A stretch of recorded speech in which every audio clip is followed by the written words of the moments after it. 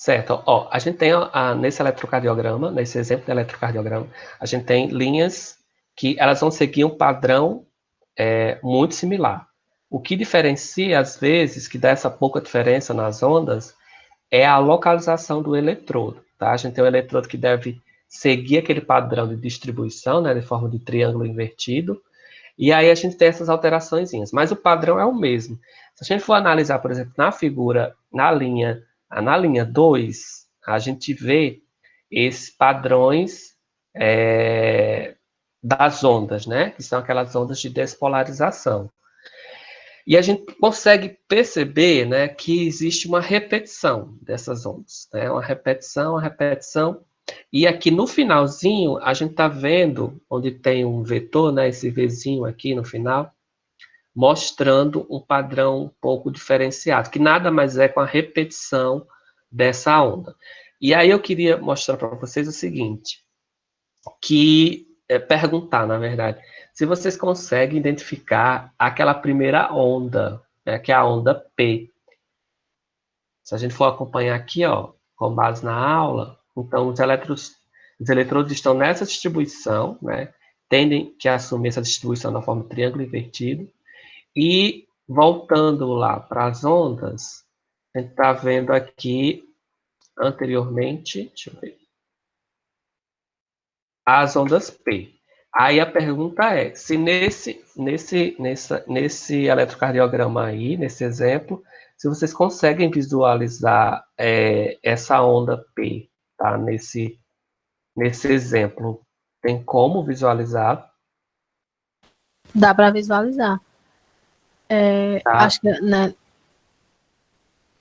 nesse último mais visível, né? Isso, no último a gente consegue Eu não entendi por perceber. que esse do meio tá de cabeça para baixo. Também é por causa da forma que foi colocado os eletrodos. Exato, exato. É tudo em relação à disposição do eletrodo.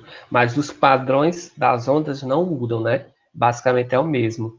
Ó, na terceira linha, no começozinho, a gente consegue ver a linha P, a onda P, desculpa, na terceira linha, tá? Eu digo terceira linha se referindo ao terceiro dado dos eletrodos aí.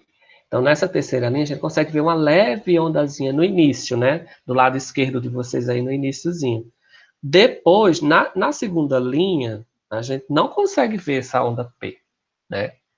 Provavelmente, esse eletrodo que gerou essa terceira linha, esses dados da terceira linha, ele deve estar mais próximo à região do coração.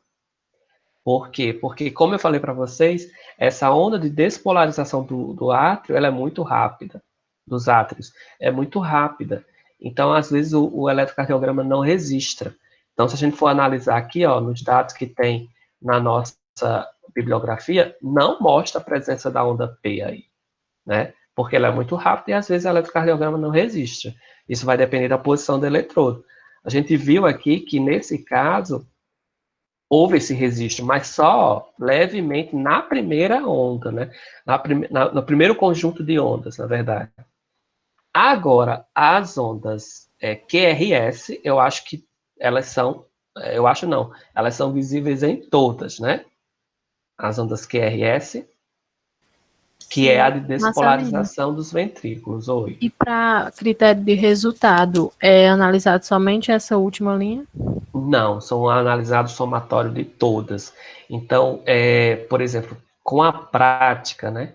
Com a prática do médico ou do especialista na área, ele já consegue identificar, por exemplo, se o padrão está o mesmo, não houve uma variação, o que é que a gente já pode dizer, nós como leigos, né? Como leigos, com pouca informação a respeito, não tendo a prática necessária, mas com uma bagagem muito pequenininha de informação, a gente pode dizer que as ondas estão normais. Se o coração tivesse uma certa arritmia, essas ondas elas estariam quase inexistentes, né? De forma mais quase sumindo. Por quê? Porque a gente sabe que quando acontece essas ondas são a despolarização, que antecedem o processo de contração, né? Então, se um coração tem arritmia, seja ela benigna ou maligna, né, que pode ter os dois tipos, essas ondas praticamente elas não vão existir, porque essas ondas estão antes do processo de contração. Então, se é um coração que está com arritmia, ele vai estar, significa que ele vai estar contraindo por mais tempo, sofrendo o processo de sístole por mais tempo. E aí a gente não teria um perfil de ondas tão regular, né? Seriam ondas que basicamente teriam uma pequena dimensão e um espaçamento, um intervalo entre um ciclo e outro seriam mais curtos, né? Seriam mais curtos. Mais curtos ou mais longos, isso vai depender do tipo de arritmia também. Deu para entender, gente? Ó, se a gente for ver as ondas QRS, elas estão presentes aí em todos os gráficos, todas as linhas emitidas pelos eletrodos, e a gente também tem um detalhe aí, que é aquela última onda. Se a gente for ver aqui a última onda, que é a onda T, né? A gente consegue também perceber essa onda a nível de eletrocardiograma. Então, a gente consegue identificá-la ela. Olha só como ela está bem acentuada nas duas linhas do meio, na segunda e na terceira linha. A gente consegue ver bem isso. Significa que o quê? Que é o término da despolarização dos ventrículos, né? Então, está havendo um bombeamento correto aí. Ou seja, eu não tenho nada no coração. Amém. Então, aí mostra que está um funcionamento correto do coração, sem arritmia, sem nenhum tipo de intervenção aí nesse ciclo, né?